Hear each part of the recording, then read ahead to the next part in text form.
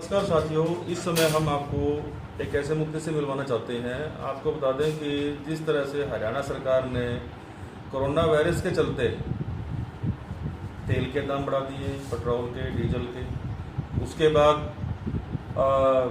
जो किराया भाड़ा है बसों का वो भी बढ़ा दिया गया। फल सब्जियों को जो खाने की चीज़ें हैं उस पर भी मार्केट फीस लगा दी गई है।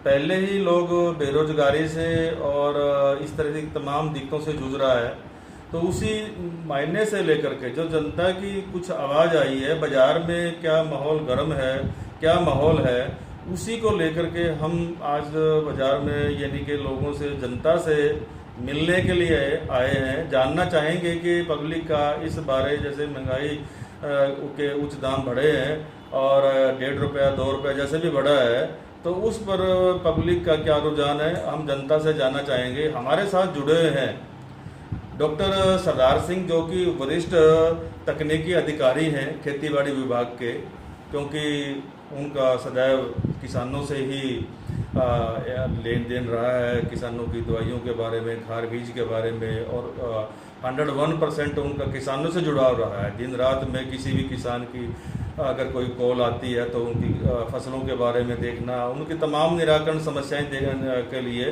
वो जुड़े रहते हैं। तो हम उन्हीं से मिलना चाहेंगे कि इस समय अगर किसानों के ये महंगाई के दाम अगर बढ़ जाते हैं तो जनता के ऊपर क्या दिक्कतें आने वाली हैं।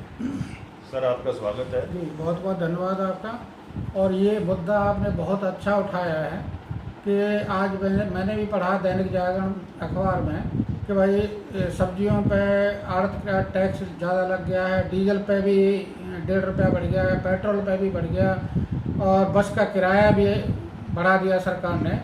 मैं ये कहना चाहूँगा, मेरी समझ में नहीं आ रहा कि डीजल का रेट बढ़ाने से, वैसे तो मार्केट में जो कच्चे तेल के दाम लगातार कम होते जा रहे हैं और आप फिर भी उसको बढ़ाते जा रहे हैं, और डीजल पे ही क्या ज़रूरत थी 1.5 रुपया बढ़ाने की, पेट्रोल पे क्यों नहीं 2 रुपये बढ़ा दिए?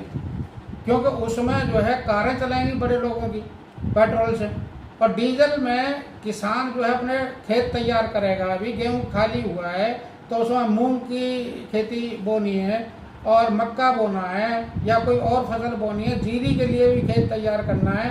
डीजल में सबसे ज़्यादा मार किसानों पर पड़नी है। और इस साल भी पहले तो ईसन ने बारिश बहुत ज़बरदस्त कर दी, गेहूँ की फसल भी नुकसान में रही और किसान को काफ़ी नुकसान झेलना पड़ा।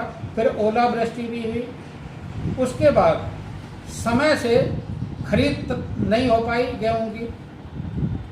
कभी कह दिया कि भाई जो कंबाइन मशीन है उसको सैनिटाइज किया जाए, फिर जो है उसका मेडिकल सर्टिफिकेट ड्राइवर दे, लिखवा के दे, फिर वो लाइन में लगे, उसी में जो है 8-10 दिन निकल गए। और उसके बाद जो बारिश हो गई, बारिश से सारा फसल उसका बीत गया। अब उस पर ये हो गया। अब जो भी लेबर, जो बाहर की लेबर थी, बिहार से या उत्तर प्रदेश से जो हरियाणा में थी, वो लेबर जा चुकी। अब किसान को लेबर भी मिलना मुश्किल है। अगर सरकार का खजाना बिल्कुल ही खाली हो गया है तो क्यों नहीं बीपीएल का जो है वो दे रहे हैं, तो उसको बंद कर दें। बीपीएल में करोड़ों रुपए सरकार खर्च करती है, उसको 1 महीने के लिए मैं कहता हूँ बंद कर दो। बीपीएल वाले जितने लोग हैं वो सब मेहनत करेंगे और सब मेहनत करके खाना चाहते हैं, लेकिन सरकार वो वोट की राजनीति करती है हमेशा से। कोई भी सरकार हो, बीजेपी की हो, कांग्रेस की हो या किसी और की हो, सभी नेता इस तरह के हैं कि उनको सिर्फ वोट से मतलब है।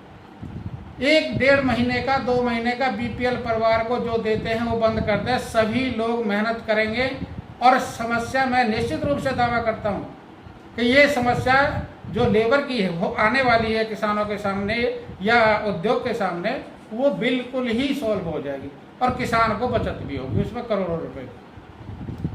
डॉक्टर साहब, इस समय जो महंगाई या जो लेबर का अगर मसला है, चलो गरीब आदमी को या लेबर को तो सरकार संभाल ही रही है, उनको बीपीएल के माध्यम से उनको राशन भी दे रही है, खाते में उनके पैसे भी डाल रही है, चाहे वो मनरेगा के हैं, चाहे वो किसी भी स्कीम के तरह तरह की स्कीम में आई हुई है, उसके तहत उनके खाते में 2000 रुपये, 1000 रुपया भी पैसा भी आ रहा है।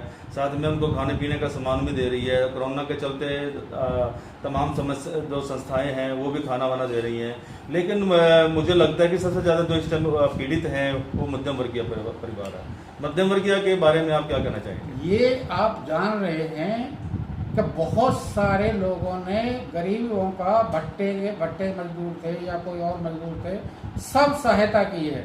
गवर्नमेंट जो है उनको खाना भी दे रही है, पैसे भी दे रही है।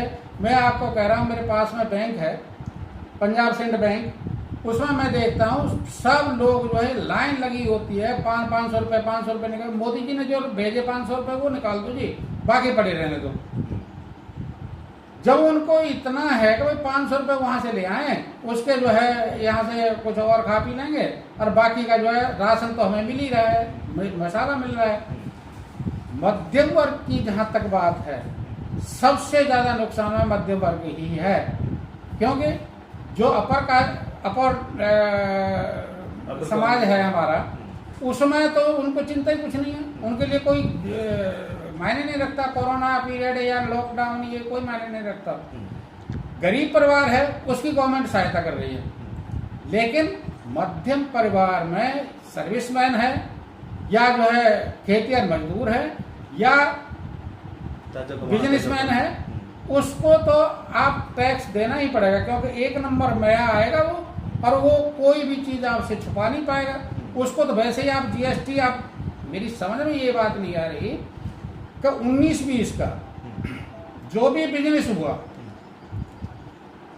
उसका जीएसटी गवर्नमेंट को 1 रुपया भी काटा नहीं है किसी ने, और न काटने की, कम करने की संभावना है। पूरा जीएसटी जा रहा है, पूरे साल का टैक्स भी गवर्नमेंट को जा रहा है। फिर कमी कहाँ से हो रही है? और अभी तो फाइनेंशियल ईयर जो है 2021 शुरू होने वाली है, जिसमें किसानों का पैकेज बनाना है, किसानों के लिए बहुत सारी वो क्या नाम है, प्रोजेक्ट शुरू करने हैं। उसके लिए पैसा कहाँ से आएगा? अगर 1 महीने में इतना हो गया तो मैं तो कहता हूँ कि वो मजदूर सही कर रहे हैं, जो उन्होंने एक महीने तो कम से कम रुक गए, अब निकलने के बाद हमारे पास पैसा नहीं है। गवर्नमेंट के पास तो 1 महीने का भी राशन नहीं था। तो ये मैं नहीं मानता इस बात को, ये बिल्कुल ही मध्यम वर्ग के तो बिल्कुल ही खिलाफ है। दूसरा बात, किसानों के बिल्कुल हित में नहीं है, निश्चित रूप से। तो सरकार से आप क्या अपील करना चाहेंगे? सरकार से, जनता की तरफ से क्या कहना चाहेंगे? सरकार से मैं कहना चाहूँगा, पहली बात तो यह है कि देखिए, बीपीएल परिवार का आप 1 महीने का बंद करके देखिए ना, जिससे जो करोड़ों रुपए बीपीएल में खर्च हो रहे हैं वो बचत होगी, आपकी निश्चित होगी, और वो लोग काम करेंगे, जिससे आपके प्रदेश की, आपके देश की लेबर की समस्या सॉल्व हो जाएगी।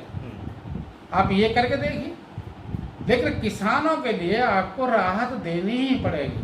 तो किसान, आप समझ रहे हैं कि हमने बहुत इतना जो है परचेज कर लिया, ये कर लिया, वो कर लिया। किसान आज भी आप लगा के देख लो, सर्वे करो किसानों के यहाँ जाके, बिल्कुल लॉस में है। भले आपने जो भी पैसा बढ़ाया है इस साल परचेज का, गेहूं का बढ़ा दिया, लेकिन आप जमीन से जुड़े हुए किसानों के, जमीन से जुड़े हुए अधिकारियों का, जमीन से जुड़े हुए जो प्रोजेक्ट बनाते हैं लोग, उनका ओपिनियन दो, तब आपको पता चलेगा कि हकीकत क्या है और आप कहाँ बैठ के प्रोजेक्ट बना रहे हैं। ऐसे प्रोजेक्ट काम नहीं करते हैं। जमीन से जुड़े हुए अधिकारियों को लीजिए। मैं कृषि मंत्री जी को कह रहा हूं, उनका एक भी स्टेटमेंट इस साल आया हो, कोरोना पीरियड में या बारिश के पीरियड में या ओले पड़े हैं उस टाइम पर, कोई एक भी स्टेटमेंट कृषि मंत्री का आया हरियाणा सरकार का? तो वो क्या कर रहे हैं किसानों के लिए? किसानों को धैर्य बनाने के लिए 2 शब्द कहे उन्होंने। पता ही नहीं है कि गेहूं कब कट रहा है, कब मैच्योर हो चुकी क्रॉप, गेहूं की फसल खड़ी हुई और आप कह रहे हैं कि भाई परमिशन लो कंबाइन की। फिर कह रहे हैं कि आप ड्राइवर जो है मेडिकल सर्टिफिकेट दे। ठीक है, ये पहले से आपको देखना था। मार्च से लॉकडाउन शुरू हुआ है, तो मार्च में ही आप ये नियम निकालते। फसल खड़ी हुई है और आप नियम बनाने लग रहे हैं। दुष्यंत जी डिप्टी सीएम है, बताते हैं कि मैं किसानों का नेता हूं। अरे रहे होंगे, आपके बाबा रहे होंगे कभी, लेकिन अगर आप किसानों के हितैषी हैं तो आपको इतना मालूम नहीं है कौन से महीने में गेहूं की फसल कटती है, कब बनाना चाहिए आपको। ये रोष मेरा नहीं है, ये रोष किसानों का है, ये रोष यहाँ की जनता का है, और इस रोष से सरकार को डरना चाहिए।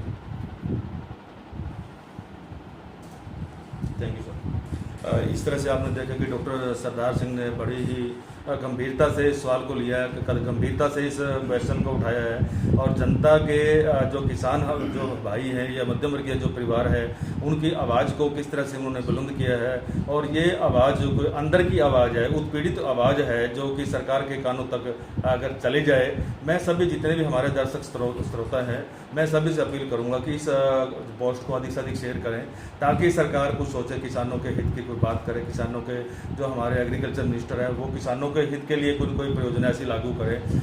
ये बिल्कुल इसमें कोई ढिलाई नहीं है। निश्चित तौर पर किसानों की जो मशीन थी, यानी कि जो ये कंबाइन वगैरह ऑपरेटर थे, इनकी जो चेकिंग की गई है उसमें 10 दिन का 5 दिन का हर्जाना जो हुआ है, वो वजह ये रही है कि हम आन वक्त पे उनकी मेडिकल सर्टिफिकेट कर रहे हैं, उसको 14 दिन तक उनको क्वारंटाइन पे रख रहे हैं। अगर ये चीज़ हम पहले जैसे कोरोना शुरू हुआ था और पता लग जाता है कि ये उसके बाद फसल आई पड़ी है, हमने पहले ही उनके जो है ना मेडिकल वगैरह की जांच करनी थी, ताकि समय पर वो कर सके। बहुत सारी मशीनें कंबाइनें बाहर खड़ी रही हैं, गाँव से बाहर खड़ी रही हैं, और जो ड्राइवर है उनको क्वारंटाइन में रख दिया गया 14 दिन के लिए। उधर से किसान कंबाइन के लिए मांग रहा है, इधर से उनको ड्राइवरों को क्वारंटाइन में रख दिया गया है। तो इस तरह की जो समस्याएं हैं, यानी कि जो सलाहकार रहे हैं इस राजनीतिक सलाहकार में, वो कहीं ना कहीं हम लोग पिछड़े हैं। हरियाणा सरकार ने इसके ऊपर ध्यान नहीं दिया है, जिसके कारण से आज जो किसान है थोड़ा सा उनकी तरफ रोष है। और जिस तरह से डॉक्टर साहब ने ये जानकारी हमें दी है, तो इस तरह से मैं कहूँगा कि सरकार इसकी तरफ ध्यान दे, ताकि इस मुद्दे को ना करें, और महंगाई की तरफ भी ध्यान दे, और मध्यम वर्गीय जो लोग हैंड टू माउथ हैं उनका भी कुछ सोचें, क्योंकि उन्होंने इस समय कोरोना वायरस के चलते आपको बता दें कि जैसे वो ताज़ा कमाते हैं, ताज़ा खाते हैं, लेबर की तरफ भी इन्होंने काफ़ी अच्छी गंभीरता से उस बात को लिया है। तमाम चीज़ें सोचते हुए इस पर संज्ञान लें सरकार, ताकि किसानों का रोष आगे ना बढ़े। बंसीलाल पंचाल, सच समाचार, करनाल, हरियाणा।